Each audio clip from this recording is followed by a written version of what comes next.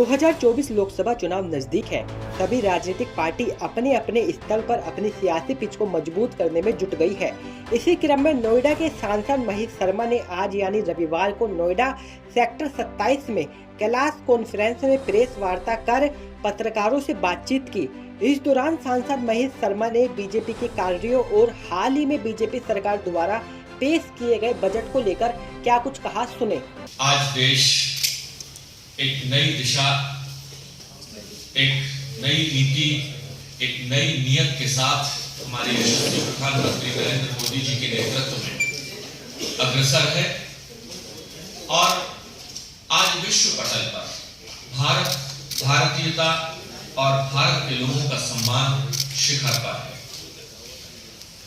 जिस गरीबी हटाओ का नारा सुनते सुनते शायद हमारे कान पक चुके थे, आज वह गरीबी हटाओ का नारा जमीन पर सिद्ध होता दिखाई दे रहा है और आज इन सभी विषयों पर 10 वर्ष के शासन के अंतिम पार्लियामेंट्री सेशन में देश की पहली आदिवासी महिला, हमारी प्रथम महिला आदरणीय राष्ट्रपति द्रौपदी मुर्मू जी ने राष्ट्रपति जी के अभिभाषण में 10 वर्षों के हमारी सरकार के किए हुए कार्यों पर और आगे की योजनाओं पर एक झलक दी, जिसके बहुत छोटे बिंदु मैं आपके सामने रखूंगा। साथियों, गरीबी हटाओ का नारा, गरीब की जरूरतें क्या थी? गरीब को एक घर चाहिए, गरीब को घर में टॉयलेट दिया, गरीब को घर में उन माताओं ने जिन्होंने अपनी आंखों की रोशनी तक खराब कर ली थी, गैस का सिलेंडर दिया। गरीब के घर में कोरोना जैसी महामारी में जिसमें पूरा विश्व भी चिंतित था, 85 करोड़ देशवासियों को निःशुल्क राशन दिया, कोई भी भूखा ना सोए। पिछले 10 वर्षों में कोई भी गरीबी से, भूख से मौत इस देश में नहीं हुई। आजादी की अगर सबसे बड़ी जो पहचान बनी थी कि आजादी की रोशनी की किरण पायदान की सीढ़ी पर खड़े हुए अंतिम व्यक्ति तक पहुंचे। यही सपना था राम राज्य का, यही सपना था हमारे यशस्वी प्रधानमंत्री नरेंद्र मोदी जी का। जब उन्होंने पहली बार लोकसभा के मंदिर में प्रवेश किया तो उस सूरज को माथे पर लगाते हुए ये संकल्प लिया था कि मेरे देश का कोई भी गरीब घर के बिना नहीं होगा, उस घर में बिजली होगी, उस घर में टॉयलेट होगा, उस घर में राशन का इंतजाम होगा। और पेशे से डॉक्टर हूं तो उस दर्द को भी समझता हूं कि 10 करोड़ लोगों यानी लगभग 55 करोड़ देशवासियों को 5 लाख रुपए तक का निःशुल्क इलाज आयुष्मान कार्ड के माध्यम से दिया है। यह सोच, यह संकल्प किसी सामान्य व्यक्ति की नहीं हो सकती।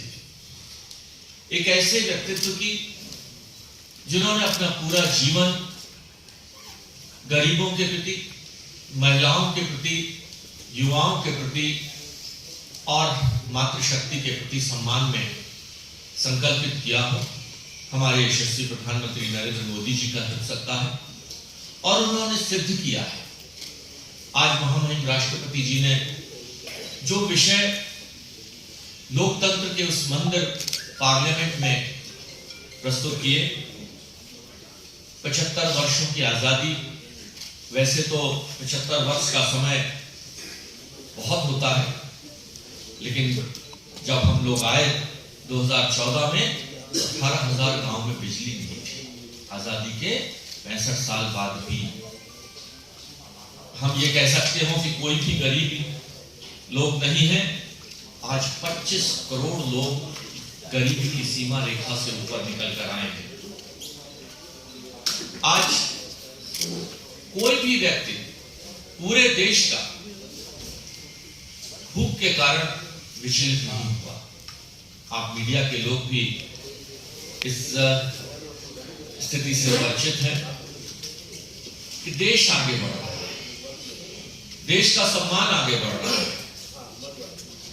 हम एक तरफ विश्व के पहले देश बने हैं जो चंद्रमा के दक्षिणी छोर पर उतरे हैं। हम आज तेजस जैसे वायुयान, देश में बनने वाले हल्के वायुयान, और जिसकी मैं समझता हूं सफलता और जिसकी सटीकता का परिणाम और प्रमाण भी यह है कि स्वयं प्रधानमंत्री नरेंद्र मोदी जी ने उस वायुयान में बैठकर यात्रा की। आज INS विक्रांत जैसा नौसेना का जहाज हमारे देश में बना देखकर गर्व और गौरव से हमारा सीना चौड़ा हो जाता है। जम्मू कश्मीर में 370 का हटना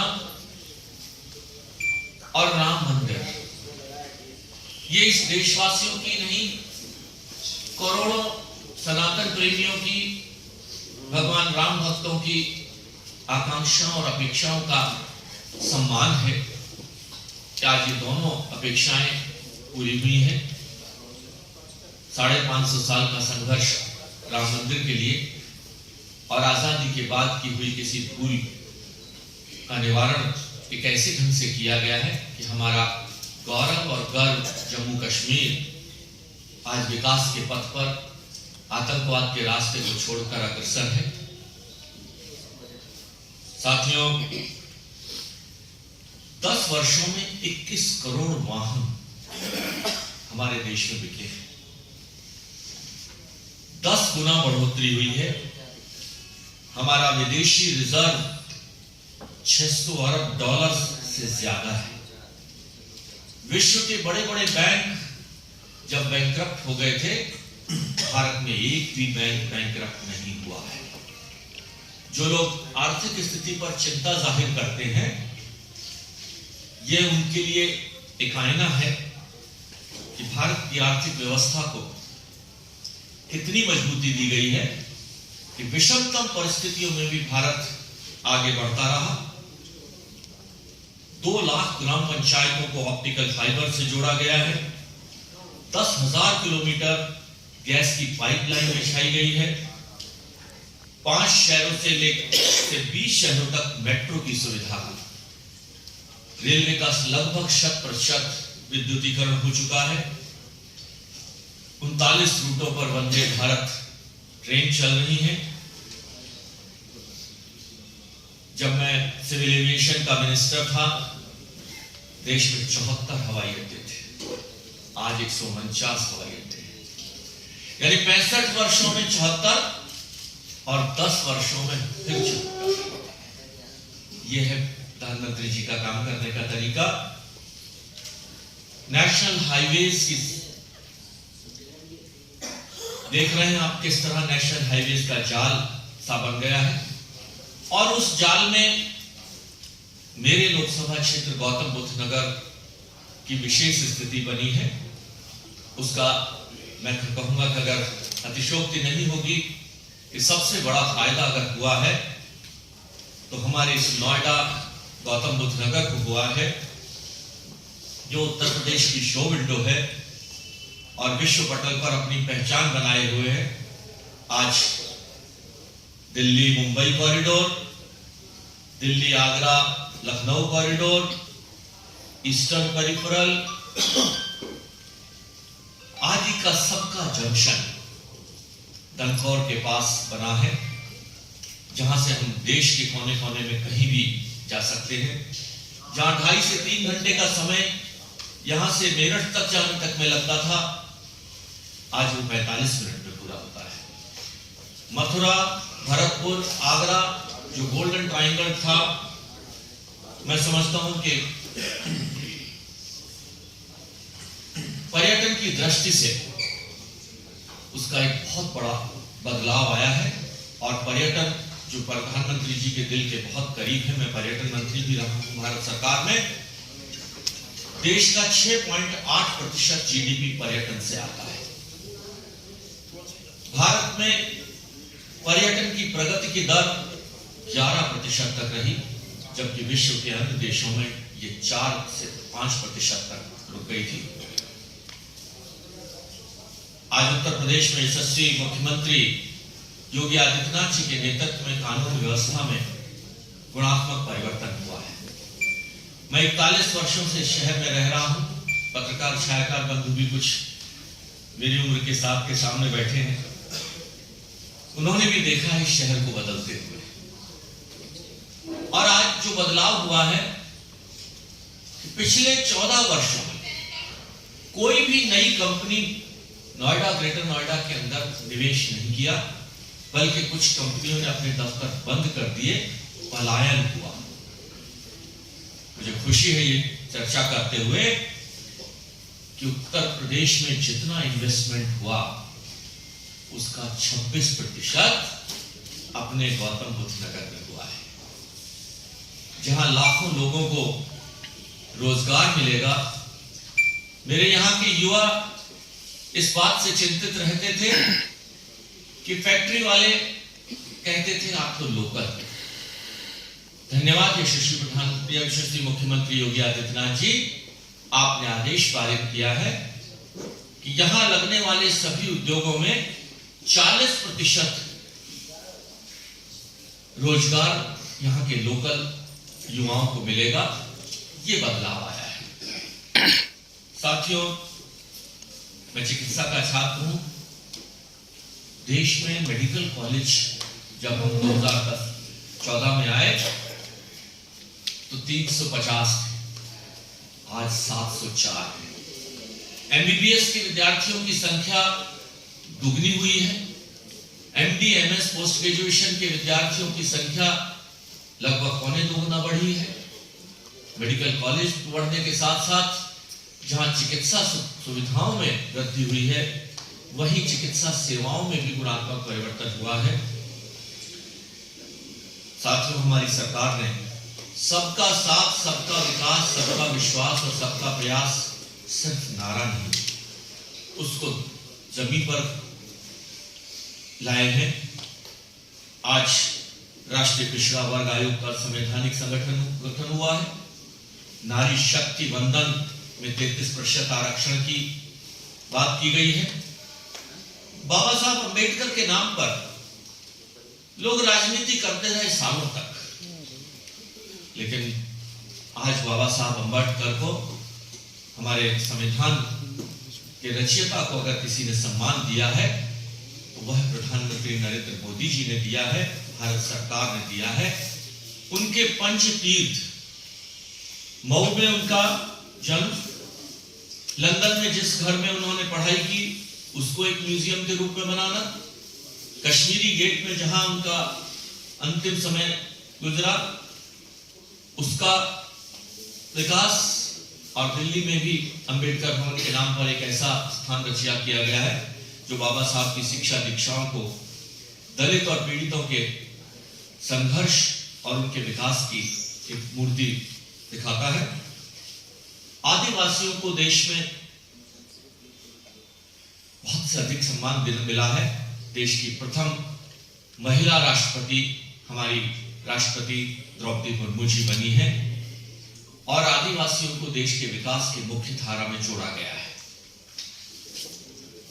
साथियों, गिनाने के लिए इतनी चीजें हैं कि मैं गिनाऊंगा तो घंटों लग जाएंगे। मैं कुछ छोटी बातें कर इसकी एक कॉपी भी हम लोग आपको देंगे। मेक इन इंडिया पर करते हुए गर्व होता है। निर्भर हो चुका था हमारा देश आयात पर। घर में बनने वाली मूर्ति और खिलौने, यहां तक कि यानी दिया बत्ती में जलाने वाले अगरबत्तियां भी चाइना जैसे देश से आयातित होती थी। आज मुझे खुशी ये कहते हुए कि देश में मोबाइल फोन का मैन्युफैक्चरिंग 5 गुना बढ़ी है। और जिसका भी 86% हिस्सा गौतम बुद्ध नगर में है, जहां सिर्फ 2 इकाइयां थी, यहां 92 इकाइयां हैं अपने इस गौतम बुद्ध नगर क्षेत्र में। मेक इन इंडिया का उदाहरण है तेजस और INS विक्रांत। डिजिटल भारत में हमने एक क्रांति लाई है। पूरे विश्व का डिजिटल ट्रांजैक्शन का 40% भारत में होता है। कितने गर्व की बात है, एक सामान्य सब्जी बेचने वाला व्यक्ति जिसकी कल्पना भी हमने नहीं की थी, डिजिटल ट्रांजैक्शन के माध्यम से आज ट्रांजैक्शन करता है। ये प्रगति है हमारी कि हम आगे बढ़ रहे हैं। साथियों, G20 शिखर सम्मेलन का आयोजन सिर्फ दिल्ली में नहीं, दिल्ली से बढ़कर सिर्फ 5 शहरों में नहीं, विश्व के 80 से अधिक शहरों में। सांसद महेश शर्मा की बात से आप कितने सहमत हैं, हमें कमेंट कर जरूर बताएं। देखते रहिए जनहित टाइम्स।